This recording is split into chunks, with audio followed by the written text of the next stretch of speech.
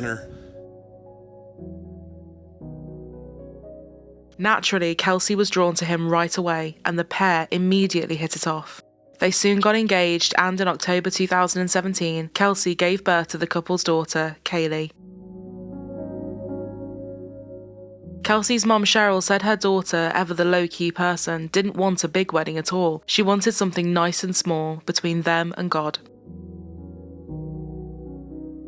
As the months passed, sadly for Kelsey, nothing seemed to change or move forward, and they were still in a long-distance relationship. Kaylee would live with Kelsey, and Kelsey would drive to Patrick's ranch on her days off. He wanted her to move in with him, but he lived with Sheila, and Kelsey said she just wanted to live with him and Kaylee, not his mother as well, so moving plans were at a standstill. Friends said over the following months things were getting tougher, and Kelsey's dreams of what she wanted for her family were quickly dissipating. She mentioned to friends that she was worried about Patrick talking to an ex-girlfriend as well, but she didn't know for sure. It was just another thing she was feeling low about. Having a baby is a hard enough challenge as it is, but with Patrick refusing to come and see her and his life not changing a single bit, she told friends she was struggling to juggle everything. He seemed to have just checked out, but she wasn't going to give up on what they had.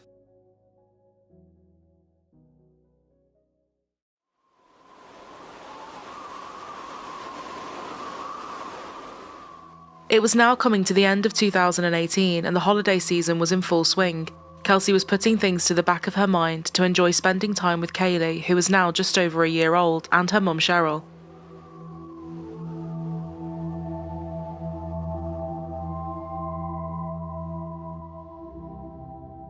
As everyone was starting to settle down for their Christmas plans, Kelsey's mum Cheryl had other things on her mind. She was getting increasingly worried as she hadn't heard from her daughter since Thanksgiving. Yes, she was busy with her job and a baby, but something felt off. She decided to voice her feelings to the local police department and requested a welfare check.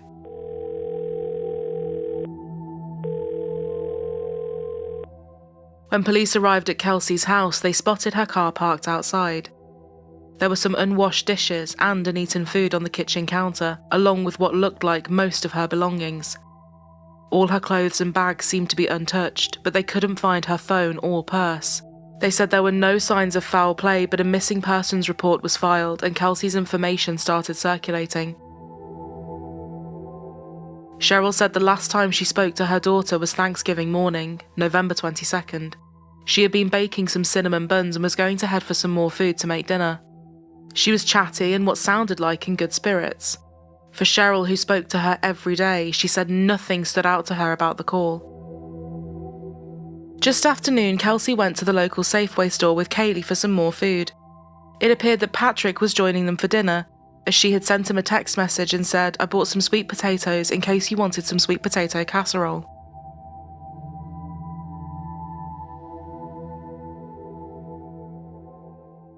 "29-year-old Kelsey Berreth has been missing since Thanksgiving.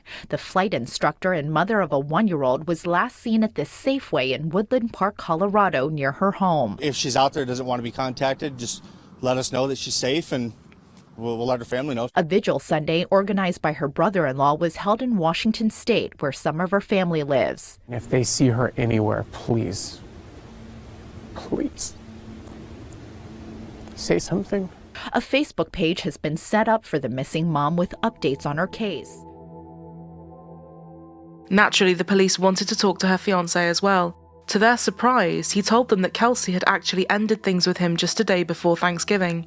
He said they weren't meshing anymore, but they were going to work on things being 50-50 for Kaylee. So where was Kaylee now, they asked. Well, Kaylee was with him.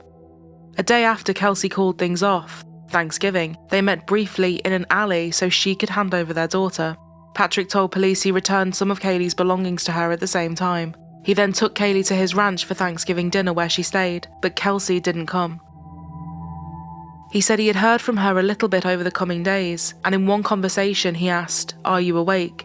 She replied, "Sorry, I didn't hear my phone. Going to jump in the shower. I'll call you guys when I'm out." Later on, after a phone call, Patrick messaged her saying, "If this is truly what you want, I'll respect your wishes and give you space." But why the sudden end to things, they wondered. She had just been buying ingredients for dinner, baking and talking about wedding dresses with her mother. He said that Kelsey struggled with depression, and he called her unstable, hinting that she may be feeling suicidal. He told him she might even be in rehab, implying some sort of drug abuse. Her friends and family were shocked. There was no way this was true. She would never have left her daughter for this long, and they had never heard anything about depression or drugs.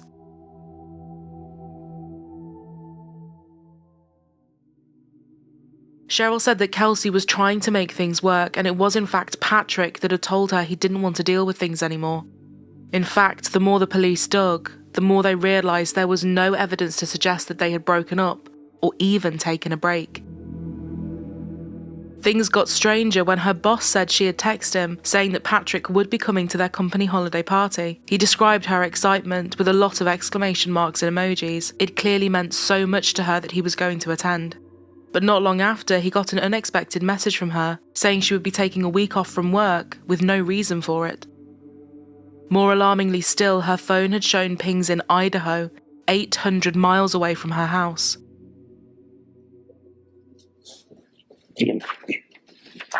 Good afternoon. I'm Chief Miles DeYoung, Chief of Police for the City of Woodland Park. I'm going to give you a brief timeline and kind of bring you current with where we're at right now.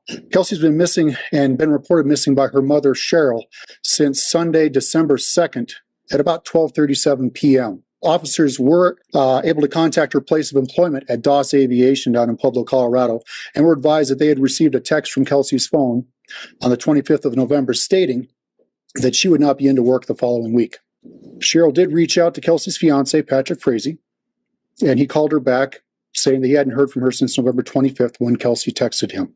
Reports are correct that Kelsey's phone gave a location near Gooding, Idaho on November 25th at about 5:13 in the afternoon. We've executed search warrants on Kelsey's home as well as both of her vehicles. We are treating Kelsey's disappearance as a missing persons case at this time. We have not identified anyone as a suspect and are asking the public for any information that might help us find her. And at this time, Kelsey's mother, Cheryl, would like to say a few words. I'd just like to talk to you a little bit about Kelsey. She's not the kind that runs off. This is completely out of character. Kelsey loves her God, she loves her family and friends, and she loves her job. She's reliable, considerate, and honest. We've created the Facebook page Missing Mother, Kelsey Berreth, as a site that gets her face out there, that's used to spread the word that she's missing. And we'd like to ask everyone to please share it. Don't use it as a place to speculate, interrogate, or to dog the administrators. We're all doing our best to get this information out. We're doing our best to respond to the questions and so forth, but that's what the police force is there for, and for the press site. Our sole goal is to get Kelsey out in front of everyone. Like I said, she doesn't run off, and someone knows where she's at. Kelsey, we just want you home. Call us if you can, and we won't quit looking. Chief, I understand that Patrick was invited today. Why is he not here? That is a question you'd have to ask him. Is he being cooperative? Yes, at this time, yes. Any other questions? Chief, I said she was invited. Is there any indication that she may have flown? Very good question. Yes, she is a flight instructor down in Pueblo. All airplanes are accounted for. There is no indication that she has taken off in an airplane and gone somewhere at this point. Where's the baby? The baby is with the baby's father, Patrick. What's in her bed? Do we think this is suspicious at this point? At this point, it's a missing persons case. I have nothing to indicate other than it is a missing persons case. Cheryl and Kelsey's brother Clint knew there was more to this, and they decided to start their own investigation, beginning at her house. They knew her place really well and could easily spot things out of place that perhaps the police wouldn't have known to look for. As soon as they walked in, they were hit by the heat. It was sweltering hot inside, and everything had been cranked up to full. The cinnamon buns she had made Thanksgiving morning were sat on the side, and her dishes had all been left out. Oddly though, her refrigerator looked like it had been wiped down recently. You could still see the streaks on it. They saw the mat in the bathroom was gone, and her brother noticed what looked like blood on the toilet. Cheryl called the investigators back, and this time they brought luminol and a cadaver dog. They found blood everywhere, and DNA results confirmed it was Kelsey's. The lead investigator said, "It was until after I got done interviewing Cheryl Berreth and Clint Berreth that it began to cause me to think, This is just not characteristic of Kelsey. This is not something she would just up and leave. Kelsey was a very proud mom, a hard-working woman, determined, a great mom. She'd never gone off before. She was always in communication with her mom. There were no signs of a forced entry into the home. There were no signs of a struggle. At that point, I started thinking, this isn't a woman who would have left on her own. They got the FBI involved right away, and over the coming days more press conferences were held, along with vigils, and a $25,000 reward was on offer for any information. There was now no other conclusion they could really draw from the blood, her total lack of contact with anyone, and the fact she had left her daughter. They believed Kelsey had been murdered.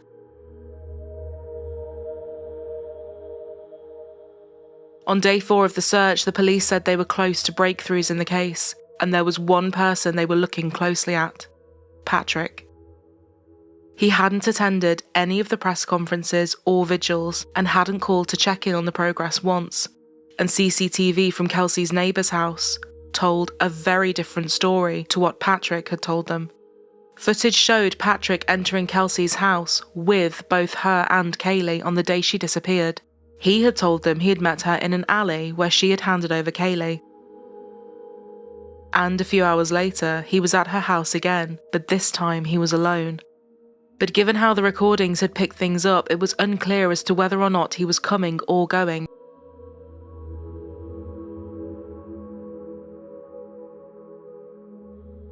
Kelsey's phone data also showed something else. They could now confirm that both hers and Patrick's phones had been together for several days after she was last seen, and her phone was last pinging all the way over in Idaho. And from there, several messages had been sent from her phone to Patrick, Kelsey's boss, and even Cheryl.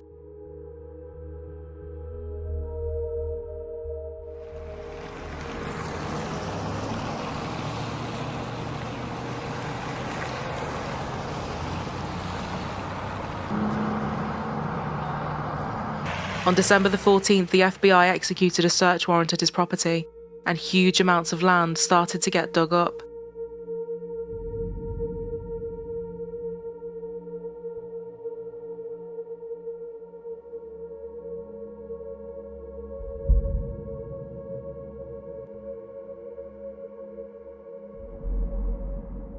More cell phone warrants were written for Patrick's phone, as they tried to work out what the Idaho connection could possibly be. There was one number standing out to them that connected everything. It was linked to a nurse living in Idaho called Crystal Lee Kenny. They called her, but she denied knowing Patrick, then told a vague story about going to see him to maybe buy some horses. But the more they looked at things, the more obvious it was that Crystal and Patrick had actually been having an on-off relationship for over a decade. She was recently divorced, and this was when their relationship had really taken off. Her ex-husband was happy to share this information with them. The messages sent from Kelsey's phone in Idaho had clearly been sent by Crystal. They were pinging off of the same towers near to where she lived, and now it appeared Kelsey's phone had been destroyed. But was having an affair enough to establish a motive for wanting Kelsey dead? Police weren't sure, and they still didn't have a body. Woodland Park Police returned to Patrick Frazie's home today. A routine follow-up, they say, as they continue to look for his missing fiancée, Kelsey Berreth. They spent the weekend searching his property, and Flora sent a new drone video from our sister station in Colorado Springs shows the aftermath of that search, including the torn-up earth in front of the house. Investigators did not find Kelsey in that search, though they said they do want to talk to Frazie face-to-face. Investigators were back at the home of Kelsey Berreth, the mother missing from Woodland Park since Thanksgiving. Police and agents with the Colorado Bureau of Investigation were seen going in and out of that house this evening. But if investigators are close to a break in this case, they're not talking about it. Good evening, Kristen and Kyle. Yeah, police put out a news release saying that Kelsey's still missing and there are no arrests in her disappearance. The only new activity really down here was the sight of investigators entering and leaving Kelsey's home. They left with brown bags, but they didn't say what they took. Now, an evidence response team was also seen leaving the police station earlier this evening. That's where we are. Woodland Park Police, they did again in that news release tonight say they're following new information that comes in daily and they're making progress, but it's not clear unclear exactly what that means. Now, today marks day 28 since Kelsey's disappearance. She was last seen shopping at a Safeway with her 1-year-old daughter, not far from where we are now.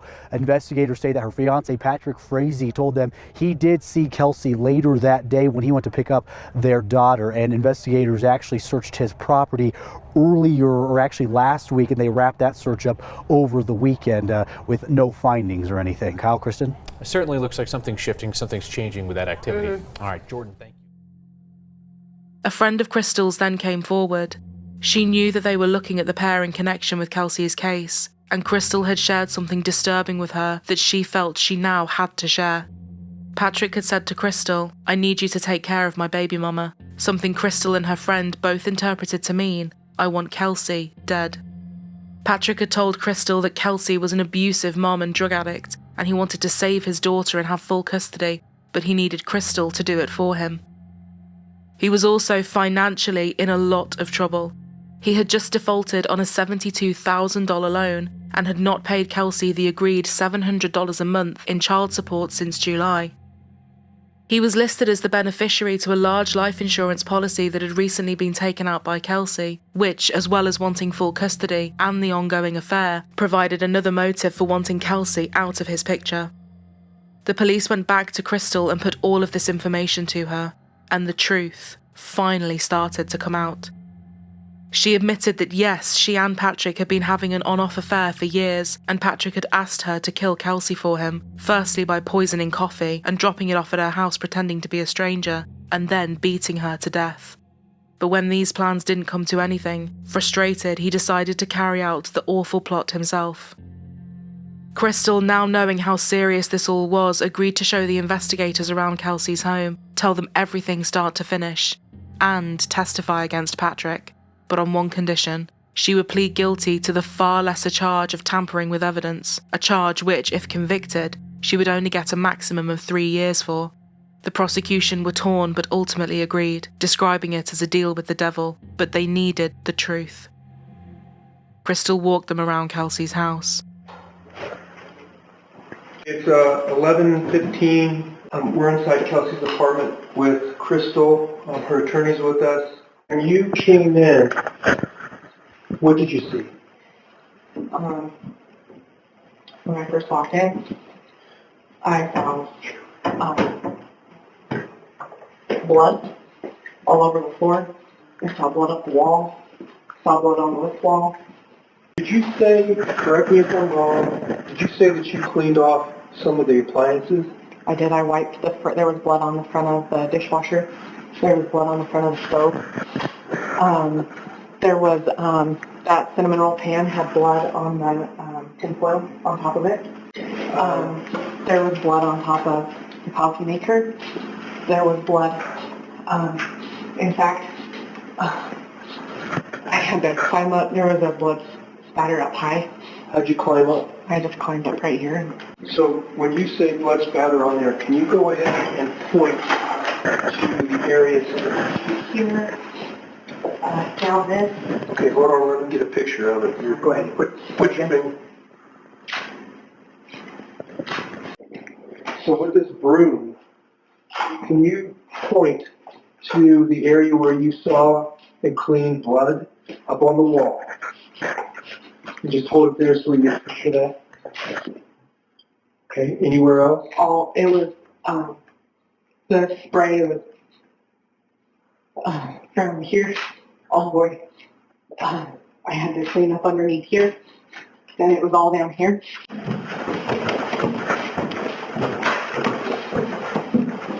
There were just bloody footprints all up the stairs. I moved the couch. I wiped the couch off. There was blood behind the couch down the wall. There was a stand, some sort of stand right there by the couch, and the lamp and that basket were on it. I worked from that side all the way around, did the upstairs, and then I did the bathroom and the kitchen and mopped the floor. Using her admissions plus cell phone records, the police now had some sort of timeline, and their case against Patrick was strong. On November 22, 2018, the same day Kelsey was last seen, there was a lot of contacts between Patrick and Kelsey's phones, which started at around 1 a.m. Kelsey sent a text to Patrick at 9:37 a.m, and then they spoke on the phone for a few minutes too. She told him about the Thanksgiving dinner she was making before going to Safeway at 12:20. At 12:31 p.m, Patrick called Kelsey and they spoke on the phone for just 30 seconds. Patrick said that as they were now over, they then met in an alley to swap Kaylee over, and that was the last time he saw her. But as they now knew, this was not the last time he saw her. Both of their cell phones were connected to the same tower between 1 p.m. and 4:30 p.m. that afternoon. At 1:24 p.m, Patrick could be seen entering the front door of Kelsey's house with her. Once inside, according to Crystal, he blindfolded Kelsey and asked her to smell some scented candles, telling her to guess the scent.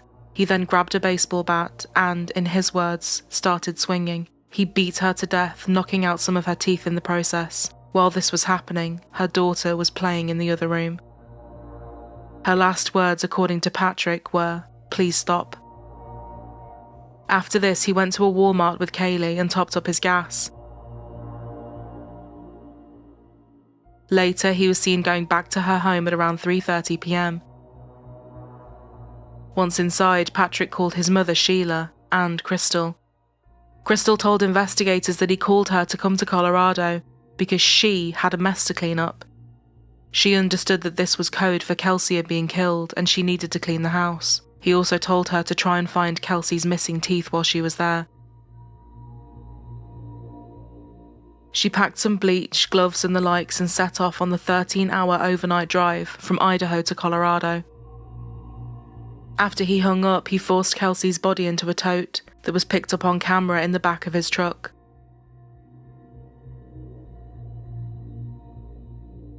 In total, he had been picked up entering and exiting her house 11 times that day.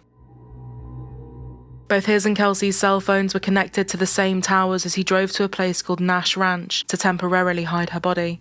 He then left to have Thanksgiving dinner with Kaylee and his family. When Crystal got to her house, she cleaned it for hours. She alleged that she purposely left several spots, claiming that she wanted him to get caught and the truth to come out at some point. In the interview, you told us that you had left blood spots. Can you show me where you left those? Okay. There. All right. I know it was down low and then I left one up high.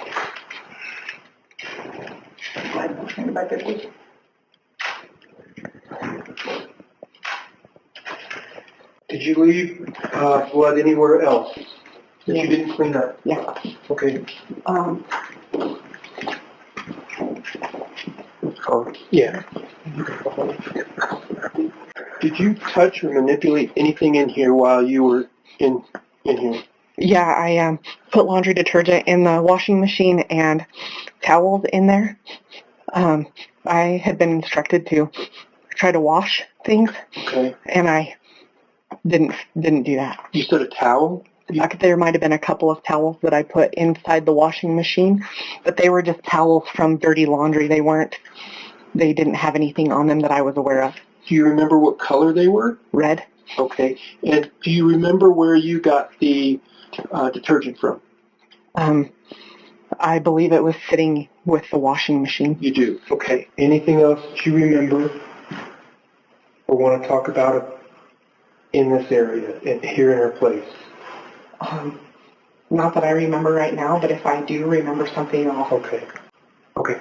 We're going to go ahead and shut the video off and leave. It's now 11:30.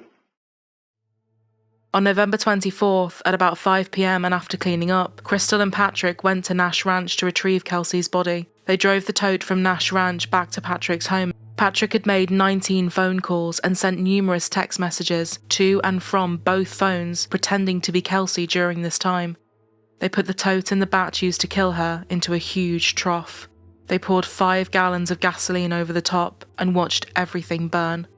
Crystal tossed in Kelsey's Bible and some of Kaylee's toys too. She said that when they were burning the tote, Patrick's mother Sheila stood on the porch and watched too. Sheila, however, would later plead the fifth on this one.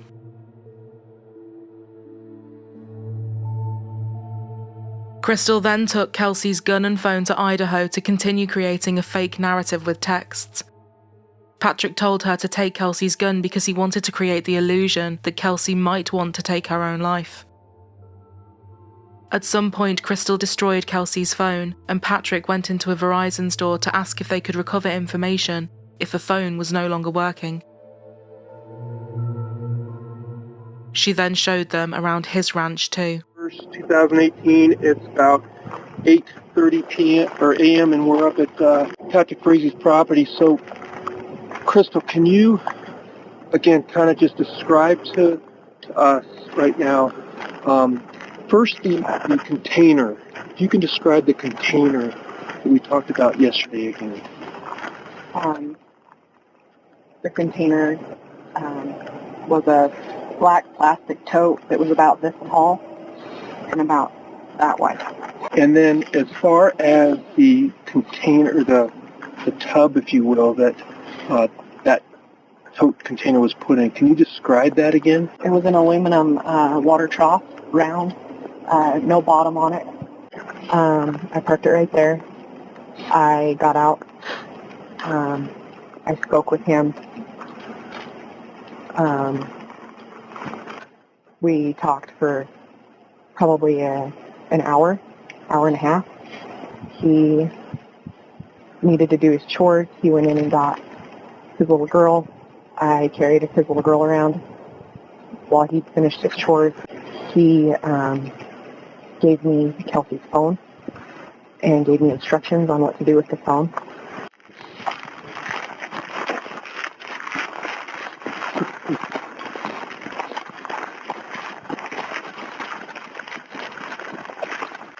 This is where the aluminum trough was, and this is where the burn occurred. Where is it now, if you can direct us to where Patrick got the trough? I don't know where he got the trough from. Where were you? Was it here? The trough was here on his property. I was down at the bottom of the hill. Were you present when he started the fire? Yes, I was. Okay.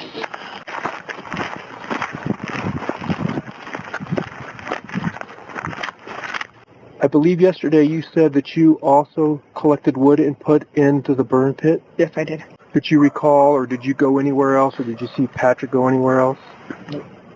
What about the accelerant? Do you know what that obviously it was gas. Okay. And then he also threw in motor oil.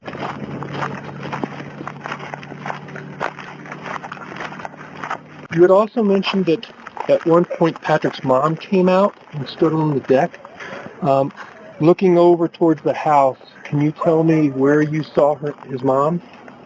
I could just see her step out between the two trees. We're going to go ahead and turn the camera off now, and it is 9 a.m.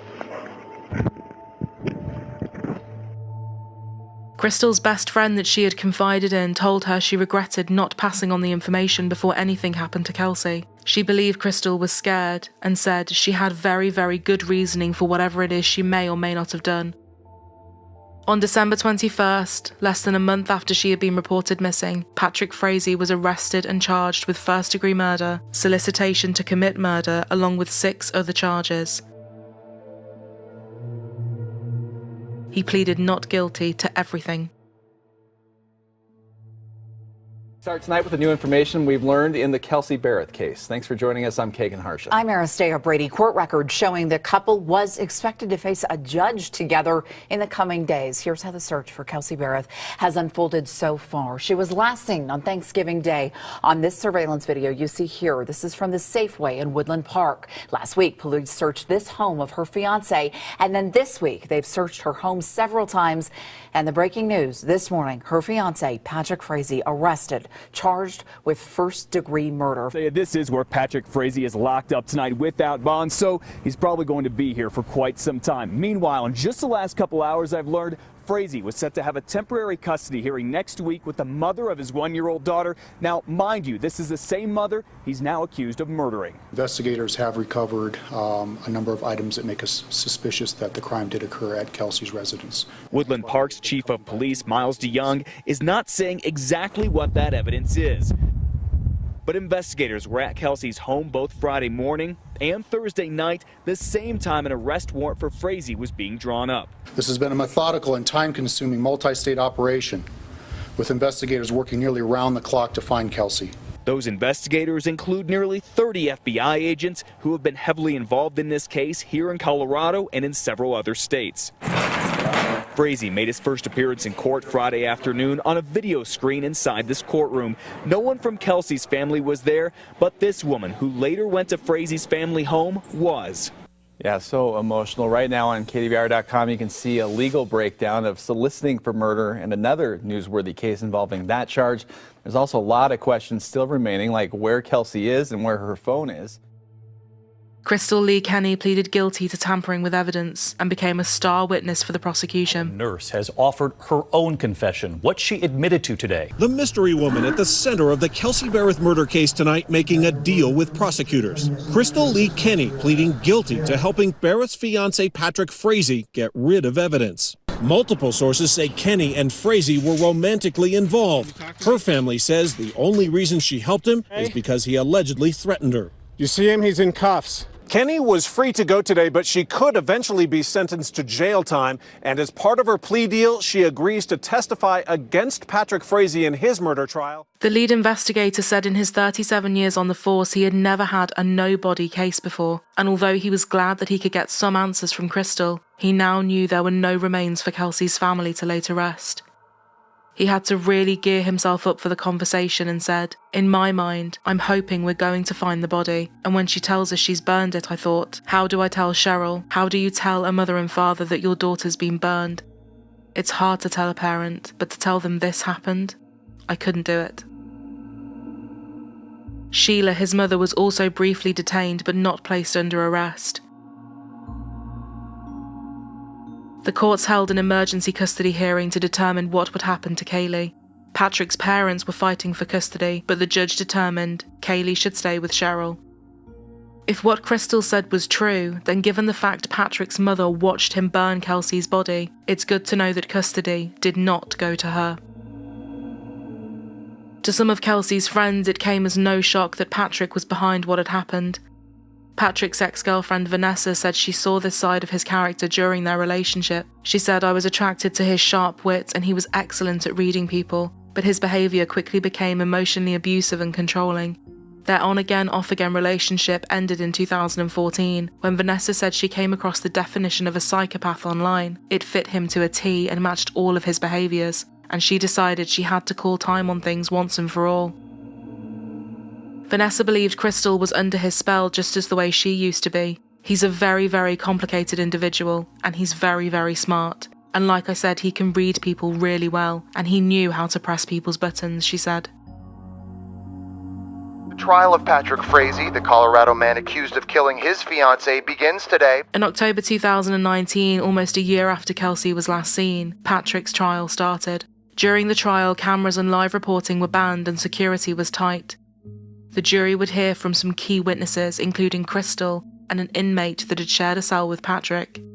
Patrick had passed the inmate notes on toilet paper, asking him to help kill people on the outside that knew what was going on. Crystal was one, and her best friend and Cheryl were two others. One note read, "They all need to disappear, unseen until 11:22 after the trial. I'd really like to see Crystal with a bullet in her head. No video, no weapon, no body, no forensics."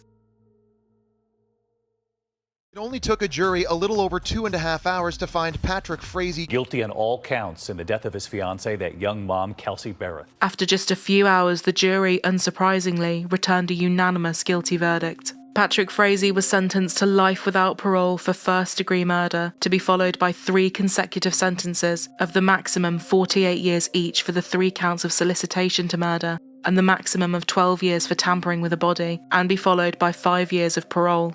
In total, he was sentenced to life without parole, plus an additional 156 years.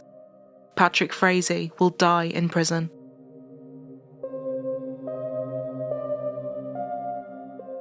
The judge said, "Your actions were vicious, senseless, without reason nor explanation. After you beat her, you burned her body like a piece of trash. Your crimes deserve the absolute punishment available."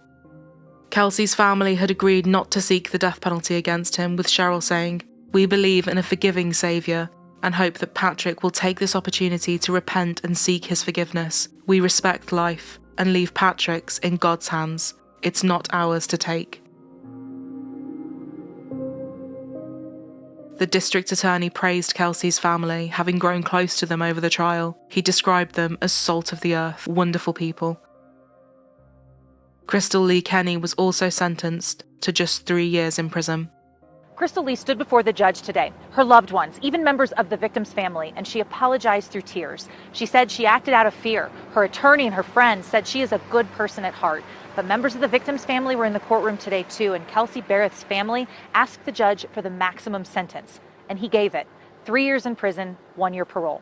District Attorney Dan May compared her plea agreement to making a deal with the devil. He said it was worth it, though, to put Frazee behind bars, but he does believe that Crystal got off way too light.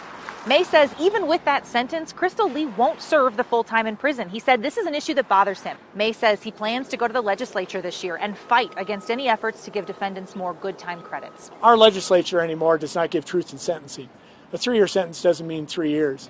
The day she walks into DOC, they're going to mark her down as a 1.5 year sentence because they're already going to give her the good time credits for 50%. What the sentence you hear in the courtroom ought to be what the sentence somebody receives in their case. We did a deal with the devil.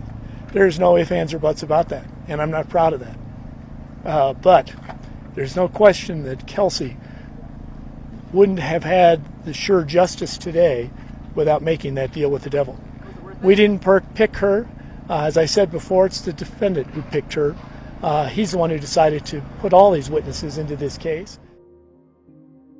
Kelsey's family acknowledged that without Crystal's cooperation, a conviction would have been difficult, if not impossible. But they believed, along with many people, that she should have received a much heavier sentence. The only thing she didn't do was swing the bat, they said.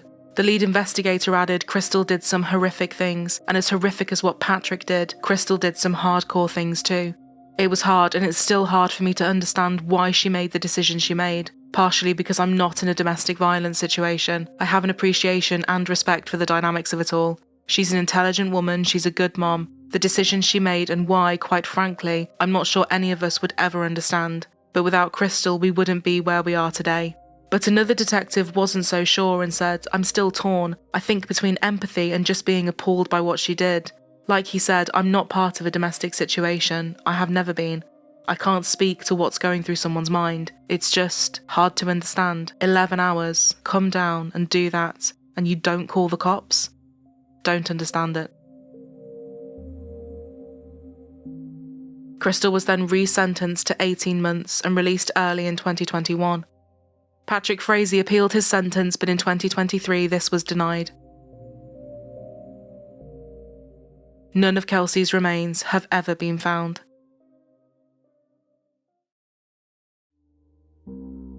What happened in the small community that Thanksgiving Day definitely left a dark cloud over the town, one that everyone was keen to try and remove as best they could. Volunteers, construction workers and other local businesses came together to donate their skills and materials to rehabilitate Kelsey's now damaged house so that it could be resold. It was our way of showing that Woodland Park isn't about Patrick Frazee, it's about good people, one neighbour said. To think that Kelsey's daughter will grow up without knowing her is heartbreaking. And for what? What on earth possessed Patrick to do this is still not known. It was a senseless murder for simply nothing more than murder's sake. Kelsey's uncle said his whole family are big huggers, but Kelsey definitely gave the best ones, and that is something everyone will always miss. A detective said there's questions we have never answered. I don't put pictures of victims in my cubicles or anything like that. I think we all remember our victims, all of them in cases like this. Kelsey's just going to be one that sticks with me for a long time. I can't fathom why Patrick did it. I don't know what possesses an individual, be it Patrick or anyone else, to be so angry and violent to the mother of their child. I just don't know. Another officer and the district attorney added, unfortunately, we never got to meet Kelsey in real life. We would have loved to have met her under a different circumstance. For a woman to be involved in the aviation industry or the military, it's not an easy task. It's a difficult world to get in, but she had no difficulties at all. She was so well respected, she was revered, she was appreciated. The comments that her co-workers made about her, even how the students talked about her, really showed what a wonderful person she was, and just how dedicated she was to not only her daughter, but to her country. How we feel means nothing. I hope if Kelsey's soul has the ability, she knows that people did care, that we, all of us involved, all the people from the FBI, CBI, the DA's office, everybody, people did care. She was and still is important. She always will be.